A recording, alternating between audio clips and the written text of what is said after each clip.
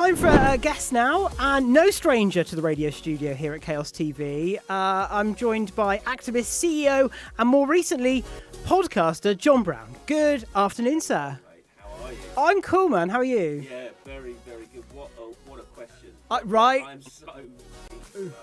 It's what are you saying? Because I had a rant this morning. I am a toilet seat down type of guy. Because I was always thought if you flush, it all goes up in the air and lands on stuff. Sorry, I'll turn your mic up now. I might have. Hi, John. Hello. Sorry. Hello. They catch me with this TV stuff because we put pre-fade on. We have a lovely chat. Nobody cared. Let's try again. John Brown, everybody. Hello. I'm sorry. Here Hello. we go, That was great. It gave me a chance to practice my answer again. We're talking about a question for the nation. Absolutely fantastic question for the nation, and it's something that I think. I didn't realise how much I needed to know the answer to that until I came in today. And saw that was the question for that, and now I actually really, really need to know. Hard-hitting stuff here at the Chaos Group. It's really important stuff. It's seriously important. It's one of those things. I feel like you need to have the toilet seat down because when you flush, all the bits go in the air. I think there's scientific evidence for it. If there isn't, I think we should spend the next 6 hours finding scientific evidence for what we should be doing. Bin off the rest of the show. Totally. That's what we're going to do It's now, done. right? Toilets. Yeah, lovely. You've got better things to do, maybe. Thank you so much for coming in and joining us. Thanks for having me. Obviously, we've recently got to know each other through you coming in to do a bit of a vlogcast, which is exciting. But we thought we need to know more. Who are you? What do you do? And we thought our viewers might enjoy that as well. Okay, wonderful. So before we get on to your work, tell us a little bit about John Brown. Oh gosh. When you're not shouting truths from the rooftops, what are you up to? So what am I up to? I'm always on a diet. Same. And always failing. I think that's Same. one of those things. Yeah, good. So we share that in common as well. I'm a dad to 2 beautiful kids, husband to 1 beautiful wife. Amazing. Just moved down. Well, I'm a fairly new Cornish resident. Yeah, moved down from over. I'm one of those over the pandemic moved down sort of people. So I'm now living in Mevagissey. So grew up in Mevagissey. Did you? There you go, look. There we go. Yeah. Perfect. Beautiful part of the world. Absolutely stunning. And honestly, welcomed with open arms by the community as well, which was wonderful. Kids are now settled in school. So yeah, most of the time I'm kind of How have you found the enjoying that adjustment? Because especially this time of year, Cornwall very quiet. Yeah. Not it's like beautiful. the summer. I mean, yeah, beautiful. wonderful. Great opportunity to embrace it. Yeah, I mean, we kind of, I think we've experienced the sort of both the extremes, right? So we were in Meva over last summer, which was busy. Yeah. Really busy. Very busy. and we experienced that, and it was fine. We found little places where people gave us tips and hints on where to go and enjoy the summer, which was great. Now it's very quiet, and it's lovely actually. There's different emotions that you get from those seasons. I mean, it's the best place to live on earth. Yeah. Oh, I agree. I'm so pleased that you love Meva because I say hometown. Totally. Yeah, I'm there for it. Well, thank you so much for coming in. Tell us a little bit about what you do and I guess the world of PR and comms. Oh gosh, yeah. So what do we do? So we are a comms agency. So we do like branding and PR, and the type of work that we do is brand activism style, kind of creative and comms. So what that means is trying to take the power of a brand, like their money, their voice, their presence in the world, and try and kind of point it towards doing some societal good. And the idea being that by doing that, audiences, consumers, who they want to talk to, they'll start to engage more with that brand, and we'll have hopefully done some good on the way. We're a B Corp certified agency, which has been really important to us on our journey, and we making sure that we're part of the society in a good way, not just sort of trying to take as much cash out of it as possible. Yeah, so tell us about B Corp, because a lot of people won't know, and we had Babs in this morning, so big boss Babs, and we're just going through the final stages for Chaos to become B Corp. Oh, do you want to cuddle? I think Babs might need one. Really it's tough. been a long process. Yeah. But what is it? Because it's a great scheme. Yeah, it's incredible. So, at its heart, what it tries to do is give organisations a framework for operating at the very top of their game in terms of environment, how they should be working with society, and how they should be governing a business. So it's a fantastic way of kind of just structuring an organisation to be focused on those sort of 3 specific areas. if you do it well, and there's a accreditation scheme that is very rigorous, and it should be, because it shouldn't be easy to do some of this stuff. You get certified, you become B Corp certified, and you just join this growing community of organisations who think that actually we can do things a bit better than we're doing now, who think that there's perhaps a bit different way to engage in business, where, and our kind of focus has always been like, as we grow, we kind of want the world to get like a little bit better as well. So it's that kind of community which you become a part and parcel of, which is a gorgeous community full of lovely brands. And yeah, it's a great place to be. And I think it helps people looking to commission services and buy in from organisations understand who's responsible, who's pledged to do good things and give back, rather than just take as much as they can and squirrel it away to the Cayman Islands. Yeah, well, totally. I mean, you're totally right, Nathan. And if it's when you've got more organisations today than ever before coming up to us and saying, look, we need to be on point for things like environmental footprint, for making sure that we're working with organisations that care about their employees, and it helps enormously to be able to prove that. There's a lot of people who say it, but there's a difference when you can start to prove it and say, look, we've actually kind of had people go in and like check our workings on this, and we're doing what we say we'd do. Yeah. And that does give you a bit of an advantage in that situation. But ultimately, it's a kind of B Corp won't make you a good person. Mm-hmm. Like, you kind of have to have it in your soul first. It's still on you. Yeah, it's still exactly. Do you know? You kind of have to have it in your soul first, and then it kind of validates it in a way. So yeah, it's been a great experience for us. Great. Well, tell us a bit more about Don't Cry Wolf. What makes you guys special? Because I know someone who's kind of worked in marketing years ago. You hear a lot of like PR comms companies. They are everywhere. They have popped up a lot. There's so many of them. You guys, I mean, automatically stand out for me of doing things a bit different. And that's very gracious of you to say so. I think like we've got a cool little creative edge going for us right now. We are fiercely independent, very brutally honest, almost, with clients, with the way that we talk, and it comes through in our campaigns. And I think right now that's kind of resonating well. Some of the work that we've been doing, to highlight the risk to rainforests as a result of the use of palm oil, through to diversity in the hair and beauty space. All these sorts of elements we've done with quite a sort of tremendous amount of authenticity and a bit of a bolshy voice, I suppose is the best way of describing it. And I think that's kind of what's making us stand out, and we're becoming a bit more recognised for our work, which is great. But to be honest with you, this is such a fickle industry, mate. This could all collapse around me tomorrow. And I'll be coming in and looking for a job. Yeah, well, you're more than welcome. Perfect. Join the team. You've got it on tape now. I think you're right, though, and I think the public in general appreciate this kind of new approach. It's not even a new approach, but this authentic approach. All cards on the table. This is what we're saying. Yeah. Challenge it, Yeah, it's there's fearlessness in that. Do you know what I mean? There's that sort of, if you can be your true self, and you're transparent both about the bad and the good bits, you kind of start to become a bit fearless. Yeah. Like, you start to, and actually that's quite magnetic in a way. People start to, oh yeah, all right. There's no sort of pretense with this person or this brand or this organisation. They're kind of who they are, and they're happy being that. Don't get me wrong. We are like Marmite, and one of the things that I wanted to do. That's good though. I think right? It don't appeal to everybody. No, no. And I said, I would have failed if I have a business that when someone says, "Oh, have you heard of Don't Cry Wolf yet? What do you think of them?" They're all right. I just hate to be the all right, Yeah. Either hate me or love me. Just, don't all right me. That's a song. I'm going to write that song. Should we do that then? Got half the lyrics there.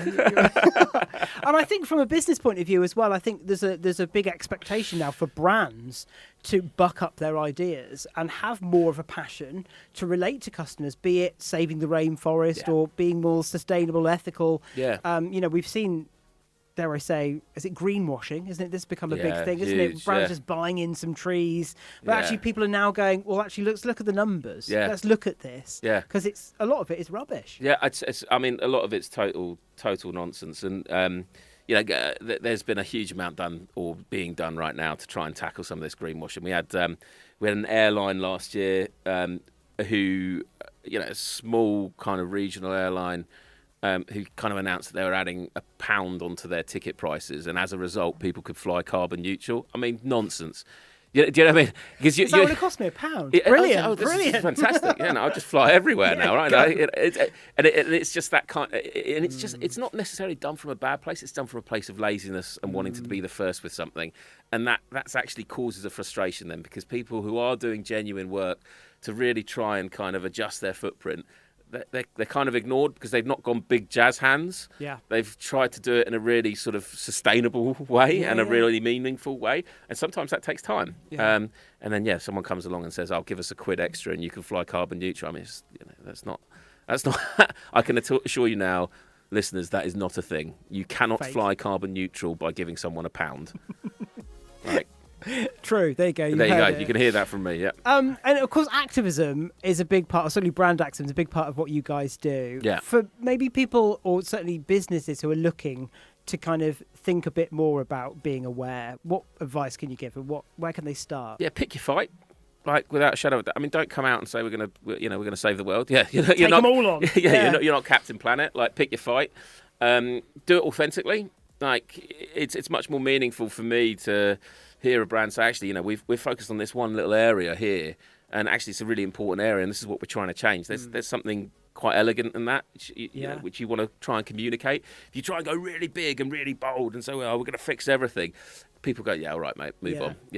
So to kind of know your fight and pick it, but then do it.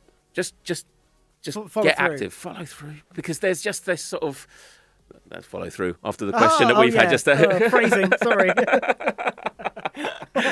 But just, have that approach where you think, right, we've set the intent, now let's move into action. And I think the more organisations that do that go from saying what they're going to do to actually doing what they're going to do and share their journey along the way, that's activism in a sense. It's an evolving, bubbling, living, breathing thing. So if you can do that regularly, you're on the right path.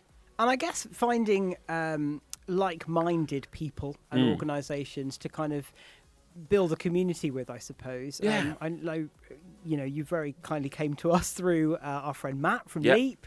Very similar kind of ethos, I think. Yeah. I think there's real power in numbers like that as well. If you're a small business, an individual thinking, oh my goodness, how are we going to tackle this? Yeah, definitely. And, we've benefited from that as well. Organisations, individuals referring us on. And, you do find that there's, and it's getting more and more, which I think is the most encouraging thing. Like, this community is getting bigger and bigger and bigger. Great. Of organisations and individuals who just think, do you know what? Yeah, there's a different way of doing something. Like, we're in this together, and we're going to fix this together. Really, really cool. That community is getting bigger and stronger by the day, and I love that about what we're in. And actually, Cornwall's really great for it. You lot share a lot. It's fantastic. It's funny with Cornwall because Chaos. I get a big part of what we do with Chaos is about giving back to the community or just tying in the community. Yeah. And I think we quite often sit in meetings or look at kind of future funding and different things, what's going on. And sometimes it's really like, how are we not working together? Because you've got people over here doing this and people over here trying to do the same thing and people over here who don't really like them because we're going to do this. I think in the last kind of 4 or 5 years, and I'm finding some positives in the pandemic, has really brought people and organisations together to work collaboratively and go, hang on a minute, we're good at this, you're good at that, they're good at this, and we can try and fix this issue. And Nathan, you're absolutely right. And actually, Cornwall should be immensely proud of that. It's genuinely, I think it's a case study for how collaborative business can work really, really well, and it should be shouted from the rooftops. I mean, we're a London-based agent, London HQ'd agency, and you don't get that sense of collaborative spirit. And it's not because, that everyone's the sort of stereotypical Londoner sort of bumping into you, trying not to stab you or rob you. But there is that sense that it's still quite protectionist. Here, there's a real strong ethos of collaboration, of togetherness. And actually, it's something that can be replicated elsewhere. And we should be shouting about that as Cornish businesses. And I think in Cornwall, the people of Cornwall, regardless if you're native or not, are very proud of Cornwall. So we all want it to be a nice place to live and a nice place to be. Yeah, absolutely. And I mean, it's a gorgeous place to live and it's a gorgeous place to be. But I think it's when you start scratching underneath the surface of sort of, the beach barbecues and the paddle boarding, actually there's something even more meaningful, something far more sort of intrinsic to the identity of Cornwall, and that's this sort of collaborative, entrepreneurial spirit as well, real creativity here, which, selfishly, of course, I've got an agency. Of course I want to tap into that. Of course I want to hire this tremendous talent that we see in and around Cornwall. But it's really surprised me just how deep and rich that sort of talent pool is. That's lovely to hear from someone who's kind of relocated here. You kind of, it's easy for us to be here and say that this is what we do, but actually that's authentic. Tell us about some of the campaigns you've worked on, if you can. There's a variety of brands that you've worked with, I'm sure. Yeah, I mean, we work across a whole heap of different brands. We did some work last year with Tangle Teezer, which was really, really fascinating for us. So I'm bald, so I don't use a Tangle Teezer. Actually, that's a lie. I use it on my beard. Oh, okay. It's one of those epic beard, by the way. Thank you very much. Thank you. I've been nurturing this very much. So. I'm saying beard envy in the gallery. So like Tangle Teezer came up to us, and essentially, right, it's a plastic hairbrush. I mean, what do we do with this? It's a plastic hairbrush, and but there was a real clarity amongst them that they wanted to do something that actually, got them involved in the community and society, actually sort of put a sort of footprint down. And what we discovered and what we worked with is that there was a huge amount of adoration for the product amongst people with Afro hair, so amongst people of colour. Yeah. And it was a tremendous kind of bit of insight that we sort of picked up on. And then we started to work with them on this sort of how do we actually find a bit more representation of people of colour within the beauty and hair industry, because it was hugely underrepresented. But doing that in a way that is authentic, and as an ally, as a white straight male, talking about this topic felt awkward. So what we did was go and recruit an enormous number of content creators, designers, artists, illustrators, to put together a campaign around representation, in particular representation of people of colour and of Afro hair within nursery books, within these iconic kind of like Rapunzel, for example, and rewriting that from the perspective of putting a black protagonist at the forefront of this. And so we launched Hairy Tales as a campaign. And I love this. Hairy Tales. It's Hairy Tales. And we had a set of 3 or 4 different books that was written by a tremendous author. We created a little animation series around one of the books, the Rapunzel-inspired one called Zell, Let Your Hair Out. So a beautiful little bit of film that we built with them. But we sat very much in the background and worked with the content creators who were from the very communities that we're trying to sort of represent, to actually sort of elevate them up. And that's what true brand activism is. It's using the power of that brand to bring others up, to give them the voice and the spirit and the power. Sure. I mean, it went everywhere. We were on Good Morning America. We were on BBC. We crossed the Atlantic with the campaign. They sold out of the books. We partnered with a company called Woke Babies, who deliver these fantastic sort of book boxes to parents up and down the country. They went ahead and took some success out of this as well. And fundamentally, what we tried to do, and what I think we succeeded in doing, was to kind of highlight the fact that less than, I think, 3% of kids' books has a sort of person of colour as the main protagonist. So how can we start having a conversation around this if there's not representation from the early years? That's crazy. So it was a really cool campaign. Really cool campaign. That sounds awesome. And I guess kind of coming into Don't Cry Wolf and kind of, I don't know, how old are you guys? We're 4 years old. 4 years old. So, okay, let's say 6-8 years ago. Yeah. Did you ever kind of envision you be where you are now in terms of the organisation? No. I mean, honestly, I started this from a grotty little spare room on my own, thinking, I've just left a fairly well-paid job with a wife, 2 kids, mortgage. This was a weird decision to make. I came up with a name and thought, let's give this a whirl. I can picture your wife's face, by the way. She, to be honest with you, Lois, she was absolutely extraordinary. Like, she was like, right, we're going to do this. We're going to crack on. She still very much handles all of the sort of the financial side of things for the business as well. And I mean, she was just there going, come on, get your arse in gear. Don't just play FIFA. Come on, we've got work to do. We've got work to do, and huge motivation for the success. So what's next? What are you going to tackle? Cool. I'm going to give up the business, and I'm going to open up a bakery cum bookshop in Meva. Okay, that would do very well in Meva, Gizzy. Honestly, I'd love to do something like that. I know people ask, like, what's next for the agency? We don't know. It's growing. It's an organic, living, breathing thing. It will take multiple different forms over however many years, and we'll just let that happen, and we'll try and marshal that and shepherd it in the best way possible for the benefit for as many people as possible. Or bookshop in Meva. Done. Oh no, it can't be a bookshop in Meva because there's already Hurley Books, which is a tremendous bookshop in Meva. Yeah. And I don't want to compete against them. I love them. No, they are awesome, those guys. Yeah. This is what I love talking to you, John, and getting to know you a bit, because I feel like Chaos and Don't Cry Wolf have been on a very similar journey where Babs started with a care company, saw an opportunity that we need to do more social issues, mental health stuff. Yeah. How are we going to do that? She took a punt, bought the building. Amazing. We made a cafe, and here we are with a radio, a TV channel, a farm, a hair salon, It's hugely a back to inspirational. work program. Yeah. And I think you summed it up beautifully there by going, we don't really know, it's organic, and we just try and rein it in and point it in the right direction. And that's so true. It really is. And I think, you can tinker and tweak and sort of, I don't know, finesse things a bit too much sometimes. And actually, when it's a little bit rough around the edges, that's where the sparkle happens. And I think that's quite cool. It's exciting times, I think. I love it.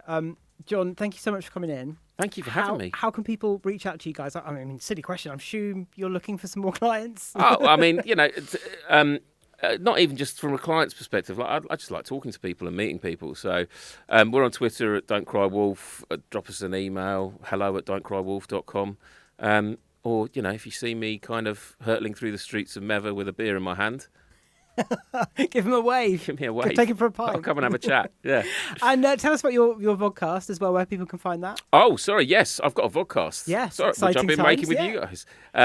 And that is. Oh, what's this? Oh, I think just having a little look at your wow. website. Look at that. Work to be proud of. So I've got a vodcast, the Brown Bear Vodcasts. Episode 2 was launched yesterday. It's on YouTube. You could go and take a look for that, or go and have a look at the Don't Cry Wolf video channel on YouTube. And there's some great stuff there. Thank you for helping me with that. It was brilliant. Absolute pleasure. And I'm sure I think Chaos are looking for ways to work closely with you guys. So we'd love to. I'm sure we'll see you again soon. Of course. Can't wait. Thanks, John. Cheers. Thanks very much.